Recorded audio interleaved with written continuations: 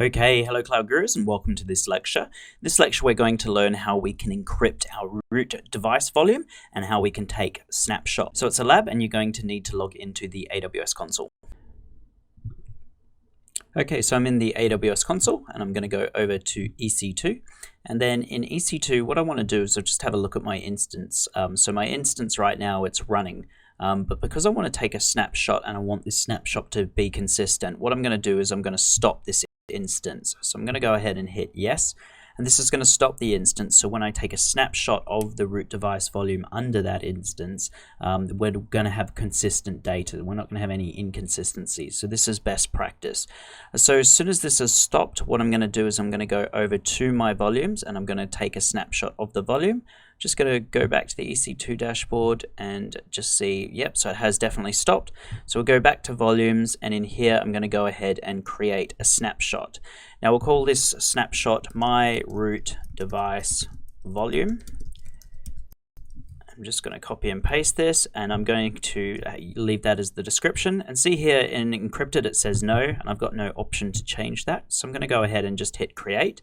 And so now that's going to create a snapshot. We should be able to see it in here, and it was really quick actually. It's already been completed. So now that I've got that snapshot, what I want to do is I can do a couple of things actually. So I'll show you in here. We can copy this snapshot and we can actually copy it to a different region, and I'm going to do that. I'm going to copy it over to Northern California, for example, or maybe I'll do to Northern Virginia actually. Let's go to Northern Virginia, which is here, so US East, and in here we've got the option to encrypt the copy of the snapshot. So I'm going to encrypt this copy, and I'm going to go ahead and hit copy. So now this is literally taking a snapshot, or creating a copy of my snapshot. It's encrypting it, and it's it's transmitting that over the Atlantic Ocean. So what I'm going to do is I'm going to click up here and go over to Northern Virginia. So I'm just going to change my region. Okay, so here is my encrypted snapshot. We can click on it. If you look down here, it says encrypted. It's finished copying over all the way across the Atlantic to Northern Virginia. Now what I want to do is just go into actions, and I'm going to create an image of this snapshot, and I'm going to call it, let's just call it my encrypted AMI, Amazon Machine Image, and I'm going to copy and paste. And now what we can do once this has been created is we can use this image to basically boot our EC2 servers from, and of course the root device volume will now be encrypted. So that will take a little bit of time. If I go into volumes, if I go over to AMIs under images right here, wow, that was quick. In the London region it takes quite a bit of time, but in Northern Virginia it has already created this AMI. So there it is right there.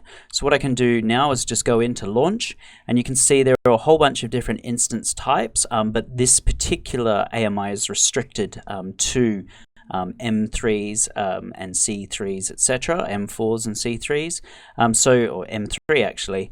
So what I want to do is, you don't have to do this because you're going to go outside of free tier. I'm just going to do this to show you. So the M3 medium, for example, I'm going to select that. I'm going to leave everything else as default. I'm going to go ahead and add our storage, and in here we can see now that the root device volume is encrypted, and that's because we have copied a snapshot. When we were copying that snapshot, we encrypted it in the copying process, and then we've created an AMI from that snapshot, and now I can boot my EC2 instances from that encrypted AMI. So I'm going to go ahead and hit next. We'll just call it the same thing, my encrypted AMI, or call it my encrypted web server. Go ahead and hit next. Select an existing security group. So here's one I set up earlier. So it's Northern Virginia. It's just got HTTP and SSH open. Hit review and launch, and I'm going to go in and launch it, and I've got access to this key pair. And there we go. So now I am basically spinning up in Northern Virginia an EC2 instance that has its root device volume encrypted at rest, and this AMI basically was created from, and And this AMI was created from my snapshot, which I took in London. So we are really going global here. So that is how we use AMIs. I also just want to show you, if we go into launch instances in here, we've got the AWS Marketplace. So this is where you purchase AMIs or rent them by the hour, and depending on what it is that you want to do. So you can scroll down, you can see a whole bunch of different ones here. Let's go have a look at some security products, different AMIs that are for sale. So this one, Palo Alto Networks, this is a firewall that we can use. So we can actually use this AMI as a firewall and then have other EC2 instances behind it. And of course, in this one, we're paying $1.28 an hour. For the Sophos one, we're paying 10 cents an hour. And you can see that the prices vary depending on the different AMIs. We've also got community AMIs in here. But one thing you have to understand about AMIs is that they're not going to be encrypted at rest. The reason for that is the encryption key is actually held within your own AWS account. So when we create our encrypted AMIs, they're always going to be private, but you can see them in the My AMIs here, and you can go in and hit select there if you wanted to. Okay, so I'm just going to go back and quickly terminate that instance. I'm not going to be needing it or using it anymore, so just go in and terminate it up here. Just go Actions, Instant State, Terminate, hit Yes. Okay, so that's terminated my EC2 instance. Then what you might want to do is just go into your AMIs and deregister this AMI. Because I am in the process of terminating my instance, it might not deregister straight away, but it will do it once that instance has been terminated. And then you can go in and just delete your snapshots and as well. Okay, so what have we learned in this lab? Well, we learned that to create a snapshot for an Amazon EBS volume that serves as root devices, you should always stop the instance before taking the snapshot, which is what we did. And then from a security perspective, snapshots of encrypted volumes are encrypted automatically. So if I go into that EC2 instance that we have now and take a snapshot of it, that snapshot's going to be encrypted because the root device volume is already encrypted. Volumes restored from encrypted snapshots are encrypted automatically as well. So once you've encrypted your snapshots, any kind of restoration you do from those snapshots are going to be encrypted. And then you can share snapshots, but only if they're unencrypted. So you can't share encrypted snapshots because the encryption key is tied to your AWS account.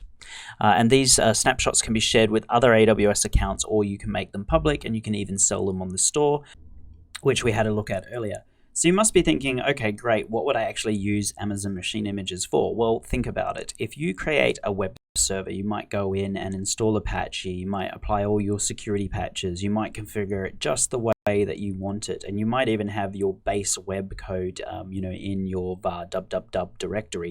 You can then create a snapshot of that base image, and then you can actually promote that snapshot to be an Amazon Machine Image, and then you can boot similar web servers from there. So the next time that you provision an EC2 instance, you don't need to go in and install Apache all over again, and you don't need to copy your website code over.